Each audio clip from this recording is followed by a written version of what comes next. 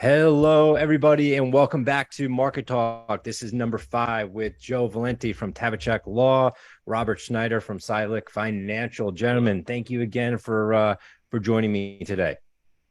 Thanks for having You us. gotcha. Yeah. As always, thanks for having us. Awesome. All right, guys. We are supposedly in the spring market. Want to kind of see what you guys are seeing.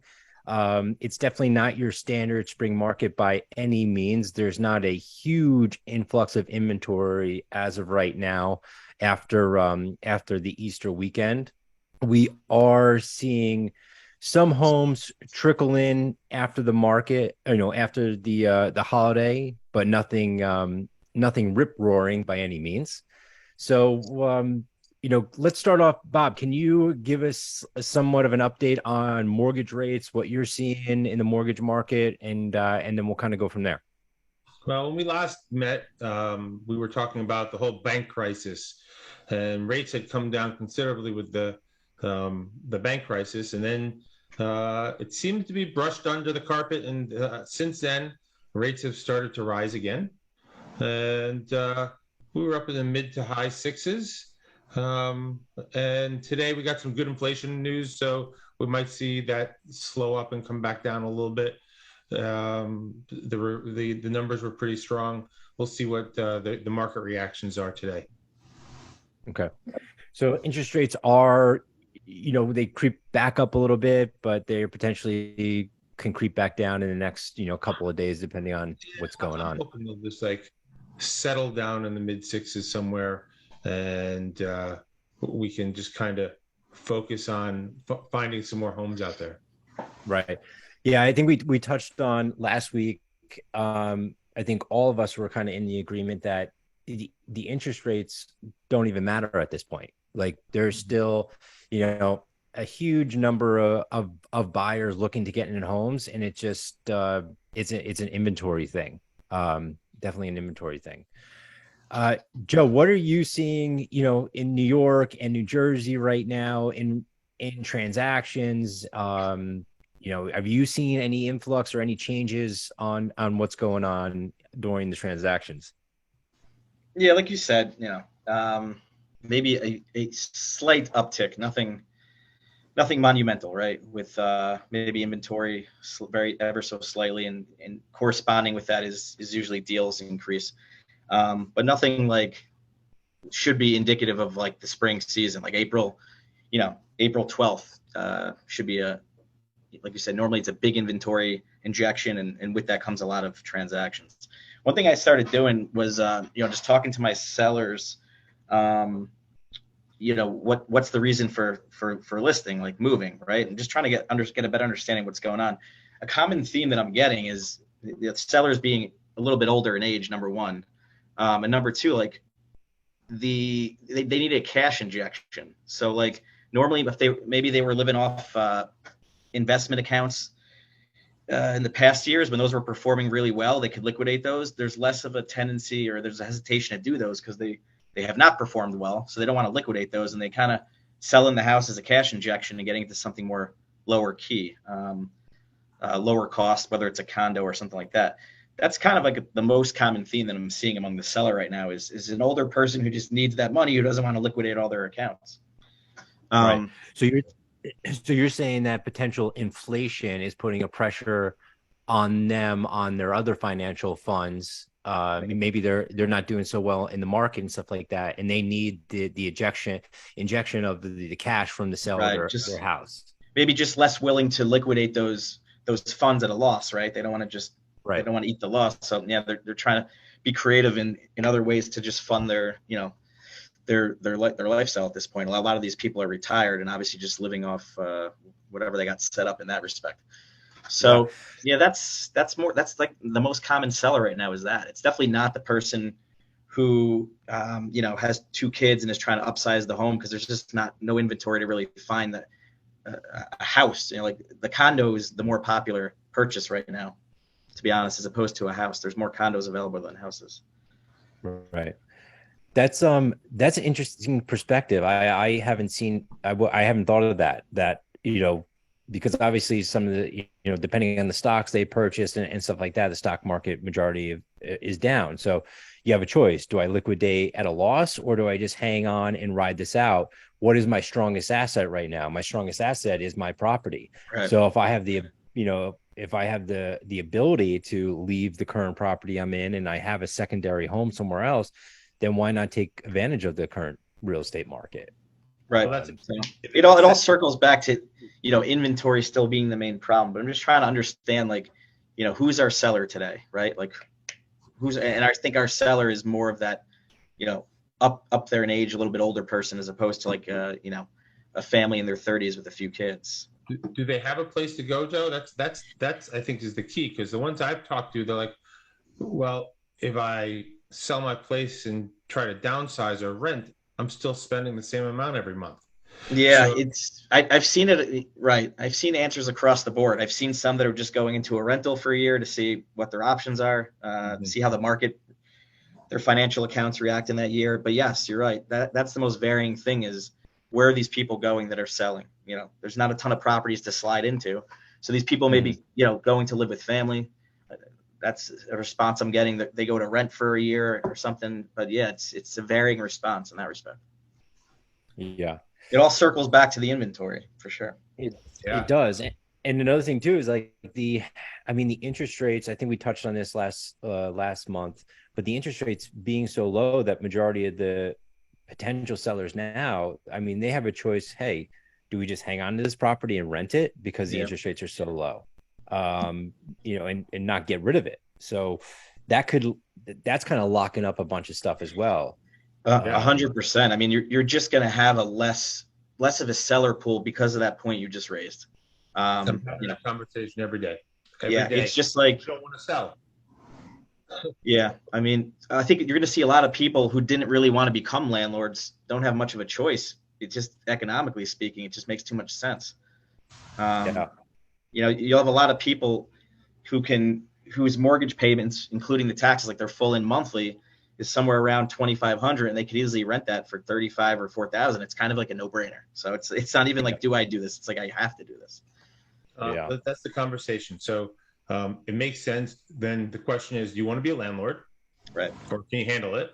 And you have money for a down payment for the next place if you don't sell your current place.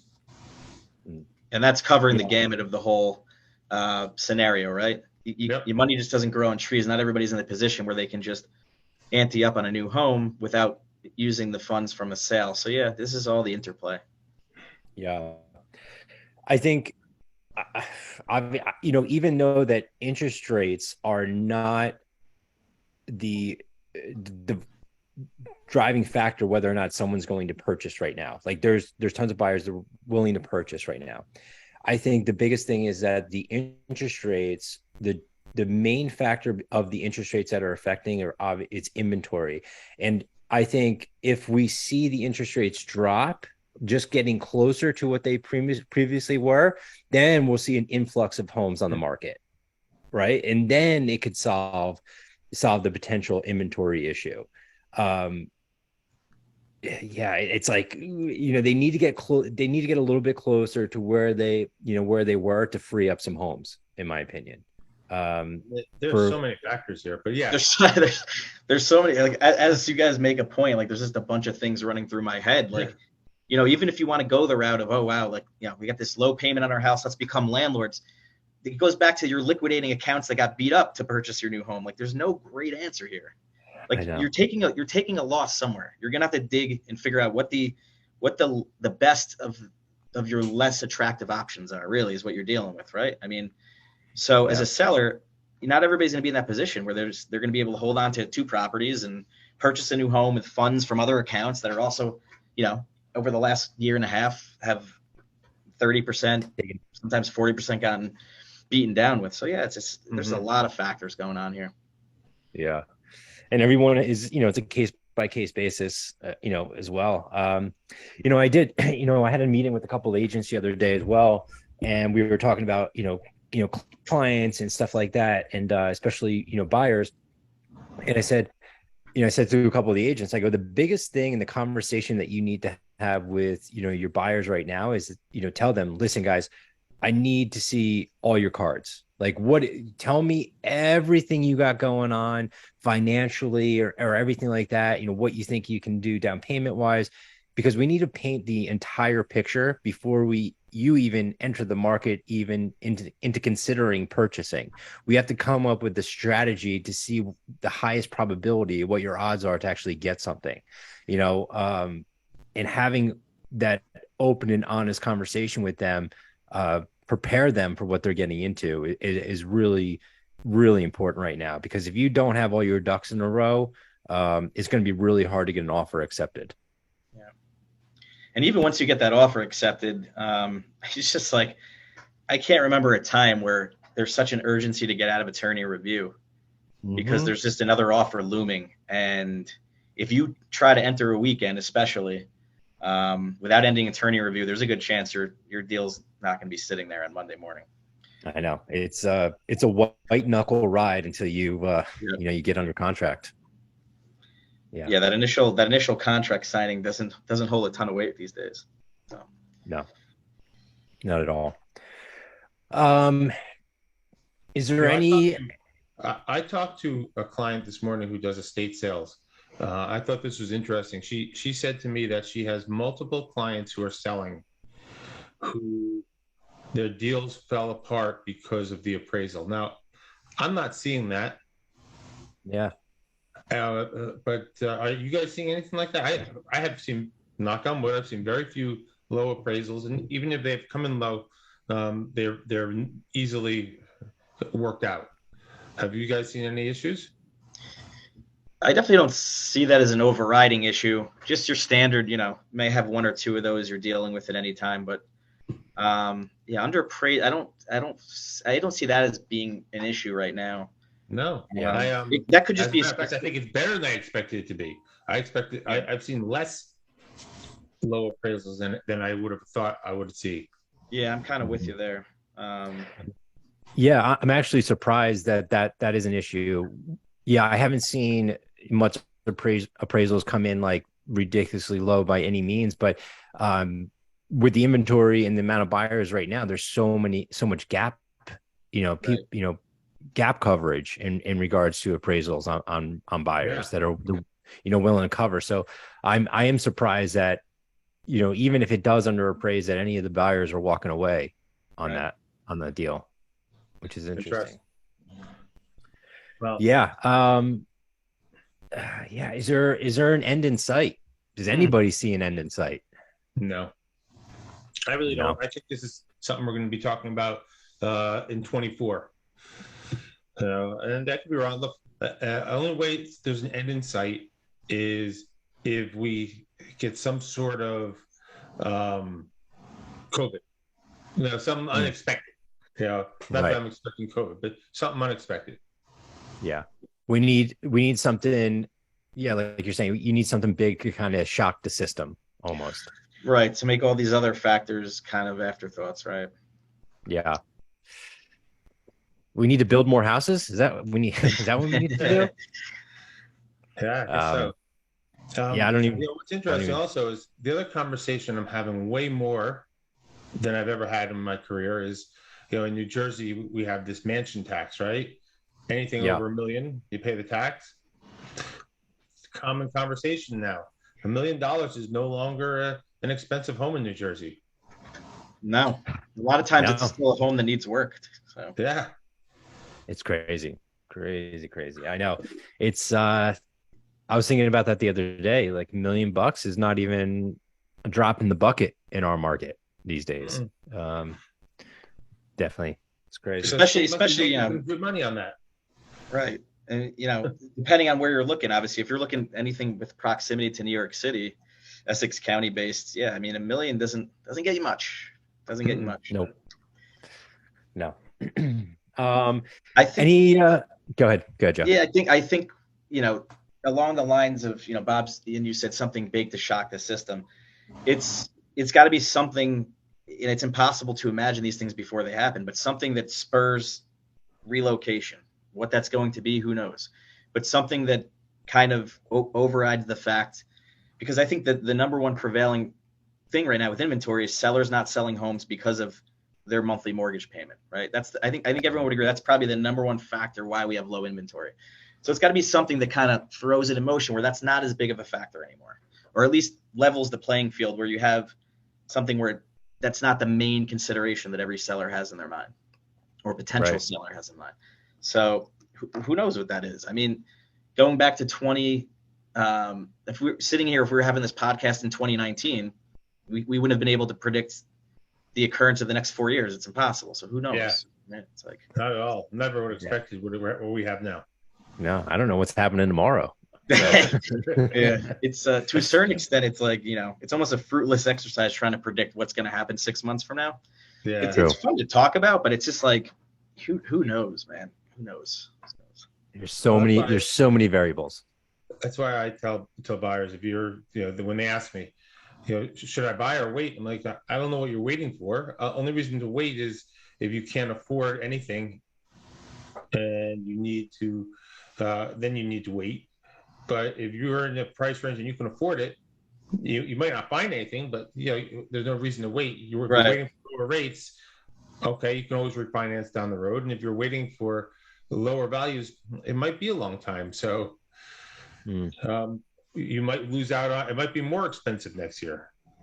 Yeah, Bob, do you think there gets to a point, who knows this, but is there a point where a large, and again, a lot of people refinance, so probably hard. I don't know what data is out there. My point is there going to be a large portion of people who pay off their loan where the interest rate doesn't matter, and now that's, it's less of a factor, right? They're just paying their property taxes sitting in their house. Who knows, right? I mean, but those people probably have those lower rates, so there's no rush to pay off. Right. The people with the higher rates. There's no what's the benefit of prepaying additional principal each month when you're at 2.5, right? Nothing. So, you might as well be putting more money into your investments. But that's, I'm just thinking of different factors, and it could only be people that have been holding on to their homes for 15 years or more that are coming towards the end of their paying off their house, where it's not a factor anymore, holding on to a low rate. But I don't know. Yeah. That's data that they probably don't even have yet, I'm assuming. It's interesting, though. Yeah. That's a good thought. I mean, I think that you're right, though, that if we see rates around 5, there's a little more affordability to be willing to sell your 3% rate and move to a 5%. That might add some inventory, but that might also add more buyers, because there are buyers in the 6s who are just priced out that maybe at 5 they can afford a little more than they were. Yeah. Another catch-22, right? There's so many catch-22s. Yeah. It's just, what you're going to see is just like you said, hopefully we see some type of slightly increased inventory. But your seller is just going to be, it's going to run the gamut. It could be the family that sends their kids off to school and doesn't want to live in the area anymore.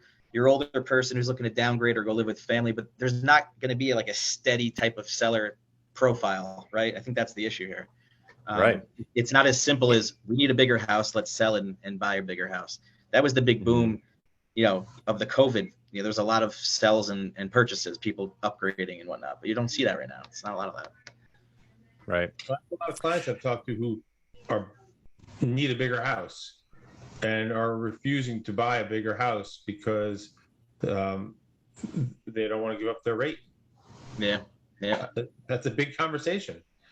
They're busting at the seams. They've had a third kid maybe, and it's a 2 or 3 bedroom, and they really need more space. And they're like, well, maybe we'll just stick it out another couple of years. I'm like, okay. I mean, that's the decision you have to make. You either pay more and your family has more space, or you find a way to make your space work. There's no doubt a lot of that. I mean, you could argue I fit into that category. I'm not an urgent buyer, but I'm definitely somebody that's looking to buy in the next year or so. And I'm not as antsy as I should be, So. Yep. Just get a shed, man. Throw a kid in the shed and you'll be fine. But maybe by Market Talk 10 we'll have these elixirs, these answers to all this. Yeah. I mean, and then about something else, right? Hopefully we talk about something else. I mean, some other issue with the market, that's for sure. I mean, there's always something, but Say, look, Yeah. I read something earlier today. Someone was saying, "Why is this business so hard?" It's always going to be hard. It doesn't matter what. It's just a different market. That's all. It's it. I mean, we're in the business of solving problems. Mm-hmm. That's all it is. Solving problems, looking at taking the information, figuring out what's going to be the best course of action, and solving the problems and trying to make it as smooth as possible. I mean, do you think people are just also going to get fed up with the tri-state area and say, hey, if these interest rates don't come down, the only thing we possibly can do is maybe find a state that has lower taxes that Sure. could help us on the monthly payment. I mean, Yeah, you may see some cost of living type thing, right? I mean, you could have a decent rate on your home, and that's your reason for holding on to it. But the cost of living in this area is, it's not going to shock the system by saying it's extremely high. It's definitely one of the top 2 or 3 areas in the U.S. for cost of living, and some people, may gravitate towards a Charleston or a Nashville. It's definitely possible, but are you going to see a large group of people? No, it's probably going to be like your one-off here or there on a transaction. Mm-hmm. Especially as companies decide they want people back in their offices because they don't like seeing the rented space empty. I see less people leaving, moving out of state because they won't be able to work from home as much. Yeah, there's definitely a lot of that going on in July, August, September of 2020, 2021. But are you guys seeing a push from your clients' employers to get them back in the office? Are you seeing that? I don't know, bigger companies for sure. Someone have said a couple more days. I don't know, what do you see? Yeah, it's I think whereas it used to be like, speaking to clients in general, where they used to be like a full remote, now it's like 3 versus 2, some type of split. There's definitely a push to these companies have a decision to make, right? Like they don't want empty space, so they either got to have the employees come in or they got to downgrade the space. And there's a lot of that going on in New York City for sure. Yeah, I mean, I would always go for downgrading space.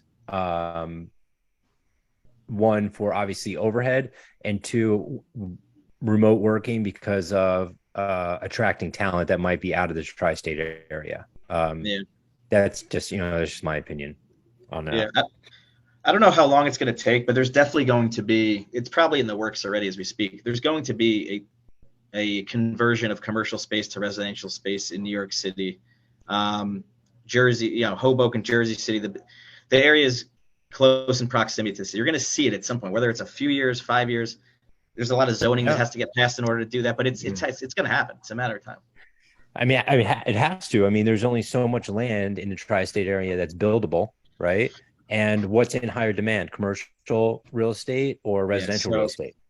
Any area that has a business district, you could even, it doesn't have to be right in New York City. Any area of New Jersey that has a business-centric district, a lot of office space, it's going to be converted into condos and whatnot. It's just a matter of time for sure.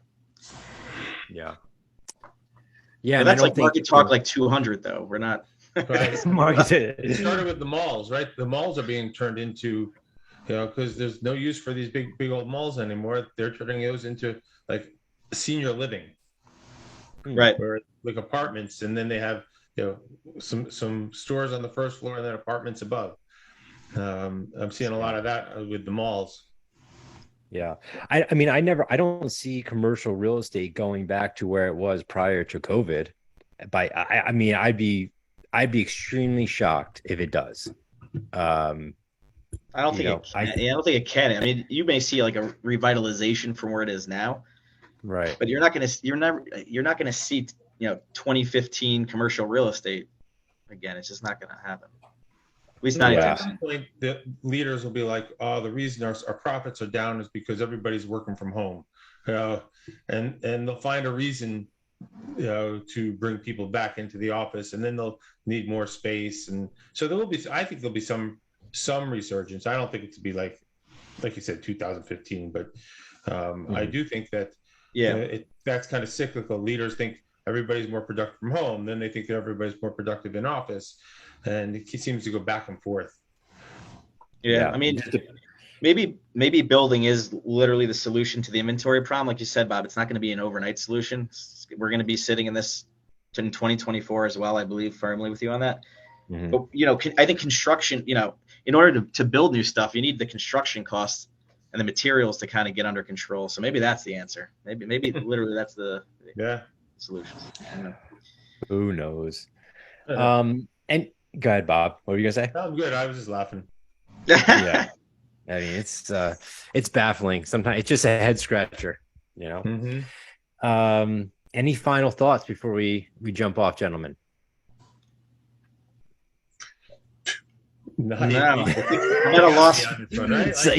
We're all three of us are speechless. This is a crazy market. No, the last remarks would just be repetition at this point of what we said in the beginning of the podcast. Like, it's just, you know, everything comes back to the old inventory. So hopefully sellers look for those warmer temperatures down south or out west. That's it. Yeah. Lower tax, find some place that has lower taxes and some inventory and go for it. So if you can work remote. It is a great time to sell if you have a place to go. Yep. Absolutely. It's like winning the lottery right now. Yeah. So. All right, gentlemen. Well, thank you so much again for jumping on here. I look forward to our next talk, and good to see you guys. We'll see. Maybe, definitely good to see you, and maybe something big will change. We'll see. So, until next time, Jay and Bob, take care. Yeah. Till next time. Take care, guys. Thanks.